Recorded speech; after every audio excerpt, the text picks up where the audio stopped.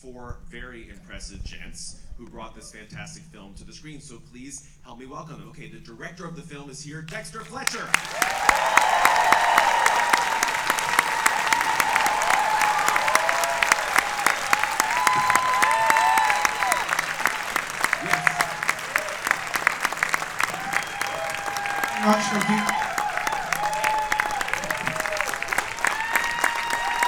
Please help me welcome one of the subjects of the film and the lyricist of I'm Gonna Love You, I'm Gonna Love Me Again, Bernie Taupin.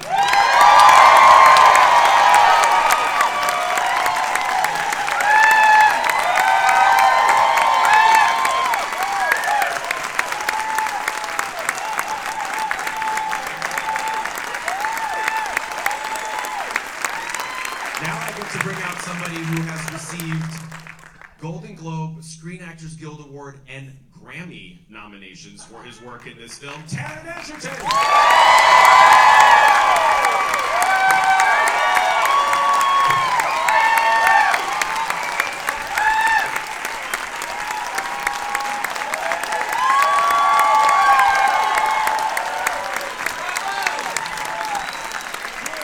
And that's it.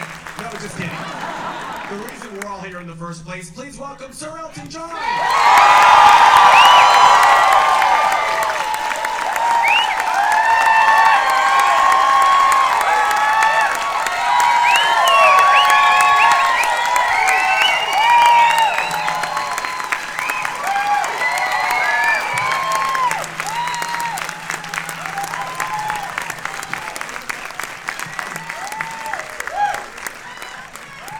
So cool to be with all four of you. Elton, I want to start with you because, yes. Okay, clap if you've now seen this film 3 or more times.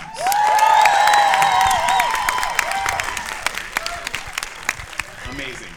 And it gets better each time. Elton, I do want to start with you because I feel like the reason we are here is that you decided in the last couple of years, you've always been an open book. You and I have spoken many times. You don't really let anything back. But in the last couple of years between your autobiography, Me, and this film, you've really let people in a way that you have never before. Why did you decide that now was the time with the film and the book to do that? Well, the film was 12 years in the making. And finally, we got it together and it started to be made. And then David, my husband, said, you know, the film should come out and then we should do the memoirs. And I wasn't going to do a memoir, but then I decided I would because David said my children should know about my life. And so the film was a fantasy truth, it was I wanted to do a fantasy film about my life, not a regular biopic. And I think that's why it took so long to get made, because we wanted an R rating and we wanted a fantasy thing. So they're not your usual blueprints for a Hollywood movie. But we got it in the end, thanks to Paramount, who were wonderful partners, amazing. Indianapolis, who always believed in us. And then the next part was the truth, and the whole truth and nothing but the truth. And I think it was, it just seemed an obvious step once the film had come out in the spring, to follow it in the fall with the real memoir. And now I should probably shut up and go away for a while. You better not. But that's what it just happened in that kind of order. Well, it was Paramount that the film came out. Sorry about that. Paramount the film came out first, and then the memoir. What kind of conversations did you have with Lee Hall, who's the screenwriter of this wonderful film, who you'd also worked with on the Billy Elliot musical? Did you sit with him, or did he already know enough that he was able to go off and do this without having to? He already knew that I was a pervert. So I didn't really sit down with him at all. I mean, I really had nothing much to do with the script and the filming of the. I let David and Dexter and Matthew and everybody else get on with it. And the first time I really saw the film in rough shape was the beginning of this year, which I was led on this lot, and I was in complete floods of tears because it was very hard for me to watch some of the scenes because they brought back so many memories. So I didn't really interfere. I mean, obviously, when you're making a film, that things change from day to day. Different things are edited, and the way it's filmed, people have different ideas. But I mean, I was trying to go to sleep while David was watching Rushes, and I had a fairly good idea, but I really didn't know what the film was going to be about until I saw the rough cut in January or February, and then at the film festival in Cannes, I saw the whole thing put together, and I hadn't seen the last bit where Bernie comes into rehab, and that completely destroyed me because Bernie is the glue that held me together all that time.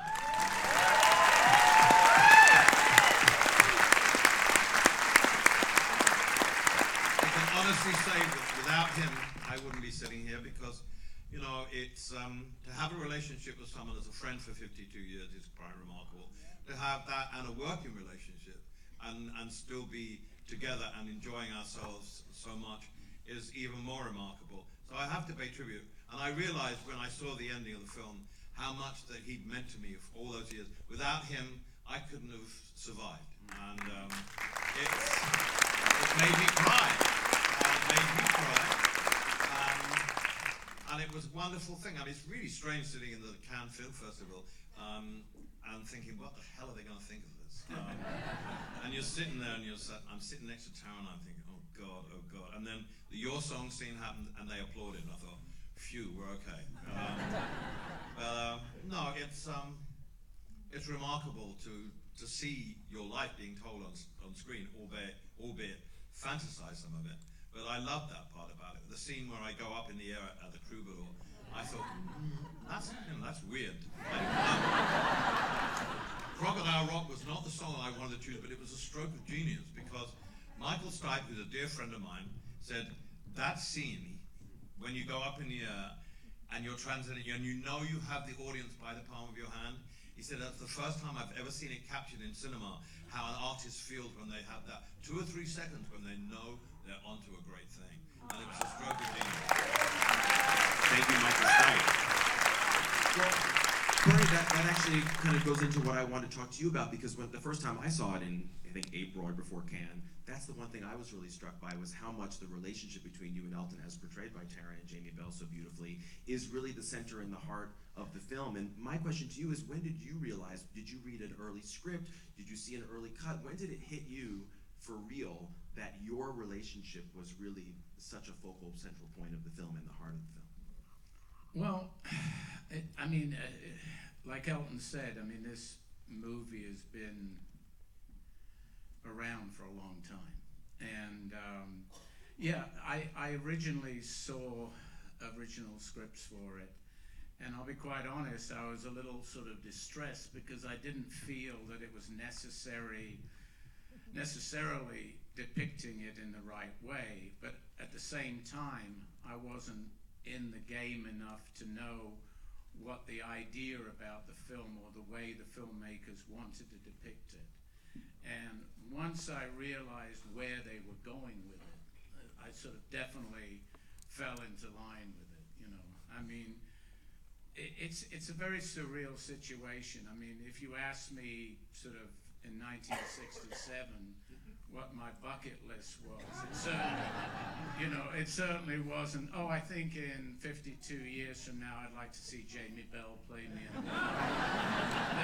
That wasn't really a high priority. So obviously, all joking aside, this process is something that I initially didn't really understand, but came to embrace 100% as it took off. And the things that I was a little dubious about initially were totally leveled by the ultimate package of what this became. It became something extraordinary and much, much more than I could ever have imagined. Taron, one of the thing that I'm so jazzed about with what you've done, when I've seen the film a few times now, is that you are asked as the lead character in this film to do such wildly different things. The spectacular, fantastical moments, the singing, the dancing, which I love, and then contrasted with these super, super intimate scenes. And that's one of the reasons why I was so happy to see you nominated for the SAG Award along with Leonardo DiCaprio, Kristen Bell,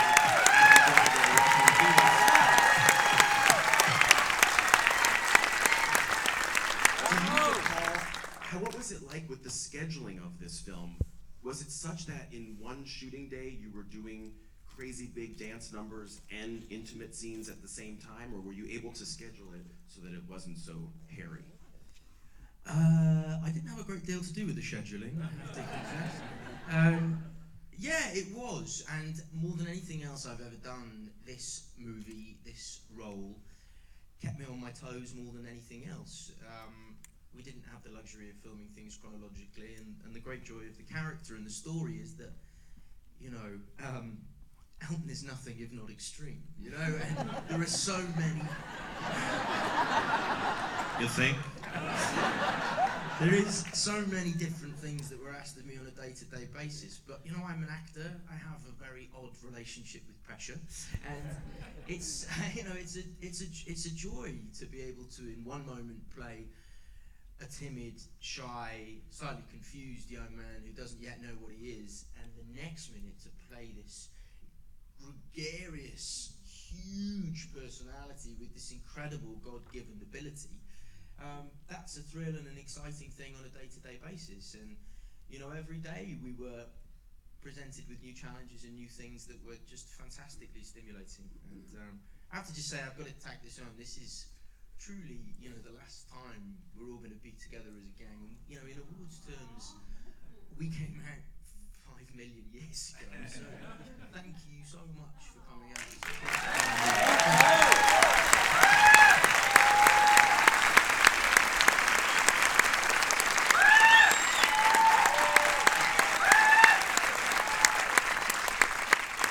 Dexter, it's been really fun to see as this award season has gone on and on and on and on. A lot of the department heads that you work with so closely, you know, be recognized. Julian Day, the costume designer, Lindsay Georgiou, who did the makeup, your sound people. I mean, all of these departments have been singled out. What was it like for you working with all of these different departments, and how did you find the different relationships were different? Well, I suppose the interesting thing about this project is it very, very quickly, the passion and the love and the kind of excitement about the subject matter became really sort of galvanizing,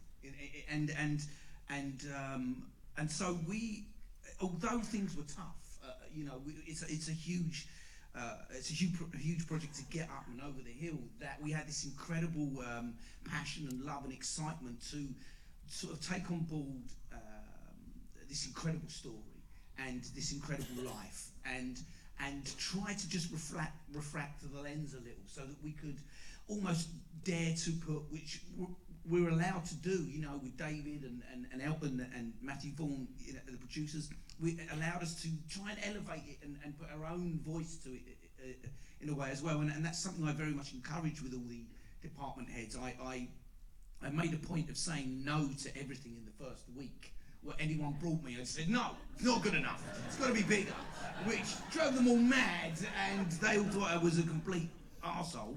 But the end result was that it moved it sort of into our kind of interpretation of what was there, because Elton was really smart, and he said to Taron right at the beginning, don't do an impression of me. Take your voice and make it your voice, you know, give me you, but through this music, through this life. And that is something I really took on board and tried to work with on the other creative departments with as well, that we wanted to be informed and inspired by Elton and his life and the shows and all the things that he went through. So I think that leads into the fantasy element of it, that allowed us to have that freedom and that joy, and which is such an important part of this film.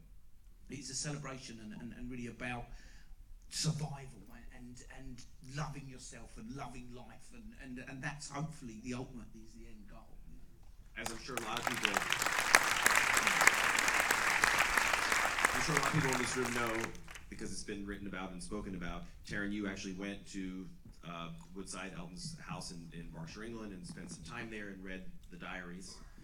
I'm curious to know, what did you glean from those? Because they're, from what I have heard, they're mundane, but they're also crazy at the same time, all the stuff that he went through. I mean, I think they were wonderful, because I often get asked about what the tidbits that you gleaned from spending time with Elton, what advice did he give you, what did you learn from the diaries?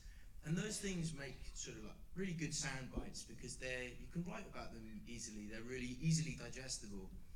But the great gift that Elton and David and latterly Bernie as well, the great gift that they actually gave me was we all became very close and we all kind of sort of became a little family. And actually I believe that is a huge part of what the secret sauce of the whole recipe is, because all of a sudden it wasn't a job anymore. It was something that felt incredibly personal and really familial. I think the genius of what Elton and Bernie do is they take something that's incredibly personal and incredibly specific to their own experience, and they do some sort of bloody wizardry, and then we're all here, and it means something to all of us, and it's why Elton and Bernie's music is selling out stadiums all over the world, year by year, because the micro becomes the macro, and I think that is the gift that they gave us in making the film, and it's what Dexter was just saying. They gave us the license to make it personal and to not be pernickety about details of what actually happened, but to celebrate the spirit and the heart of what they do, and to celebrate 50 years of music that is still going strong now. You know, what a legacy. And I think what I'm especially proud of in our film is I think it's made in the model of how they make music. It's a personal thing that speaks to everybody, and it's a great, it's a great gift, their music, and I'm very proud of our movie as a tribute to it. If I can just add, my diaries were really mundane. And I never wrote feelings or personal views on anything in them. They were just kind of lists. Like it was, got up, broke Candle in the Wind, bought a Rolls Royce, had dinner with David Bowie. That was it. That was one day. Or something similar to that. One of the ones that sticks in my mind was fix the washing machine, wrote Honky Cat. At least you got I must have been lying. I can't fix a fucking.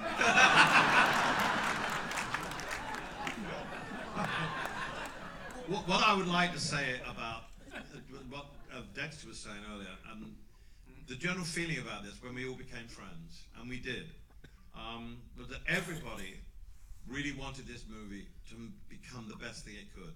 And everybody had different ideas, but everybody really wanted, given the chance that they had been given, to make an R movie, to make a fantasy movie, and have a big kind of palette. Everybody tried their best to make the best movie they could, and that's why we became friends. And a lot of credit is to David Furnish, who's not on stage, and to Matthew Vaughn, who produced the movie. Yeah, we did all become friends, and it was never. We had our mini battles about what should be in and what should be in, but it was only because people genuinely loved the story and they wanted the best for me, and I find that incredibly moving. And that's why, although we might not be together on stage together again, who knows, we might not, but we'll always be friends for life. That's the most amazing thing. I hadn't met Jamie Bell since I did Billy Elliot, since I saw Billy Elliot. So we've all become so close as a result of working together. And the key of Bernie and I is that we've loved working together, and I've always loved collaboration. We still collaborate. This movie was a true collaboration of brilliant minds wanting the same result. If I could just So, Bernie, one of the reasons why you're here in LA this weekend is because I'm Gonna Love Me Again is nominated for the Golden Globe for Best Song that you wrote about him. I love that song so much. What were you hoping to accomplish with the lyrics, and do the lyrics I'm Gonna Love Me Again, which really speak to Elton's journey a lot in the film, do they also apply to you? I think it was more pointed towards Elton. It was just reconfirming. I'm always a little oblique in the things that I write. I never want to be totally 100% to the point and obvious. So, I masked it with a little mystery, hopefully, but the point is totally there, I think.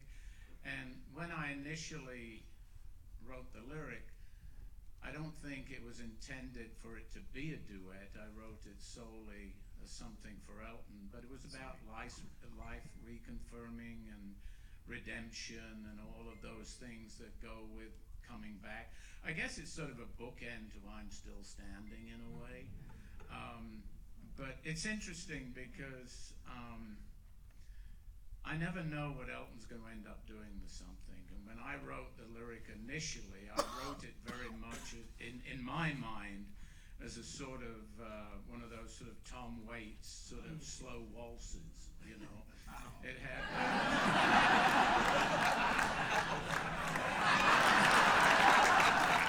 so, you know, the fact that it ended up as a Motown kind of late 70s stylistic kind of thing, you know.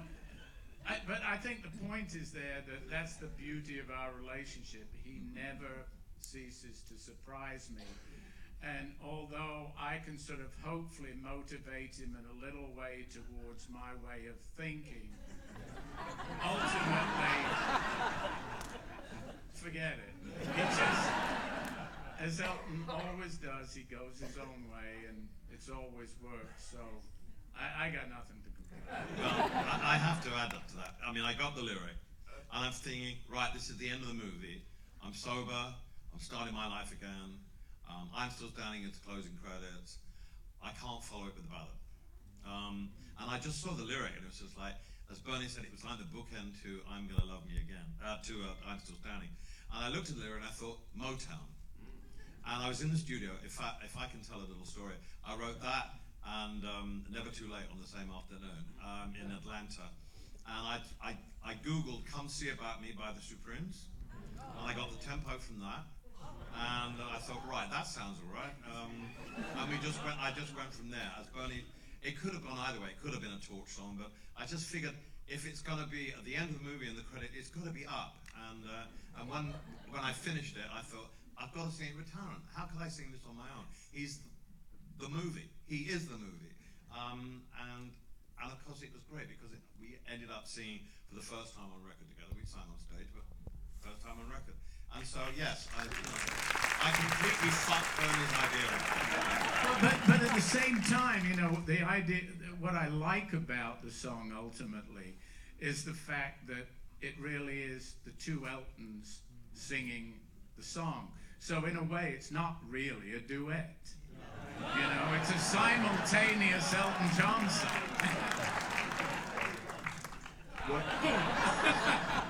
Were you worried that he was going to be there in the studio the day that you recorded your amazing vocal on that track? No, he was there in the studio. You told me you left when he. No, he offered. He offered. He said, "Would you like me to leave?" And I was like, "No, are you kidding me? This is a story for the grandkids in 50 years." He did it in the dark and naked. So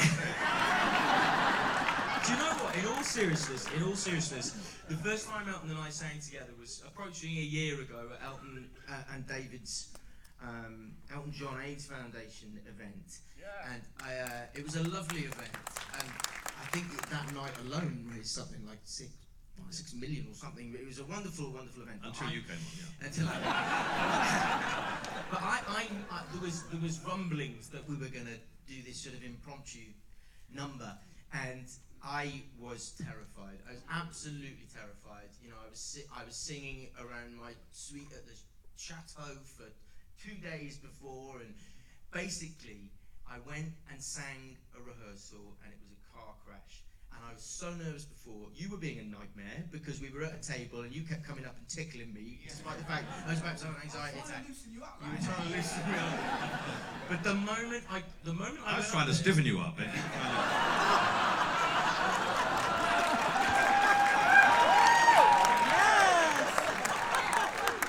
Definitely walked into that one, didn't we? Unfortunately, you didn't.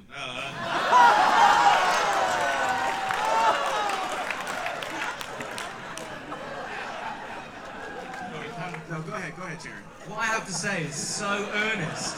Go careful. So earnest that I can't follow that. All I was going to say was that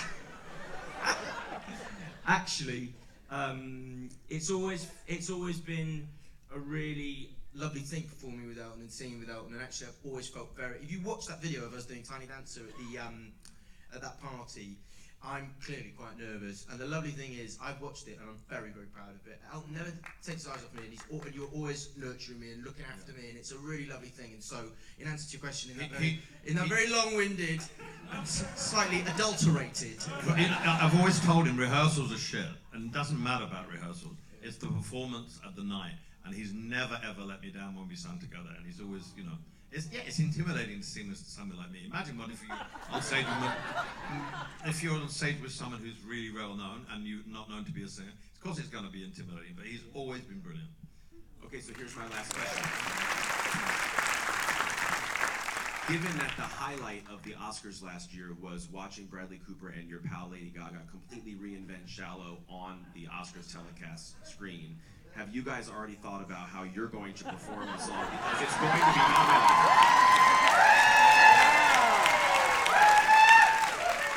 There won't be any snogging, and I tell you. I never put the cart before the horse. I mean, I don't know if we're going to be nominated or not. Well, think about it if we are. If we do get nominated, I should be thrilled. We will be performing it together. I have no idea what we're going to do. I mean, if he doesn't have any idea, I certainly don't. I'll be in a huge fishtail dress. I don't give a shit what he does. I'll be naked. We'll put Bradley Cooper and Lady Gaga into the fucking PG ratings, and we'll be really That's reason enough to nominate right there. Guys, it's so great to be with all of you. Can I just, yes, of course. Super quickly. Along the sides here, there are lots of very important people from Paramount. I have to say to all of you, this isn't for the audience. Making this movie with you has been extraordinary in every department, from Jim Giannopoulos through to everybody. The marketing department especially. You have made this experience for me one of the greatest of my life. Thank you to every single one of you. There isn't a nasty person amongst you. Thank you so much. Absolutely. And thanks to all of you. And thank you, Dexter Fletcher, Bernie Taupin,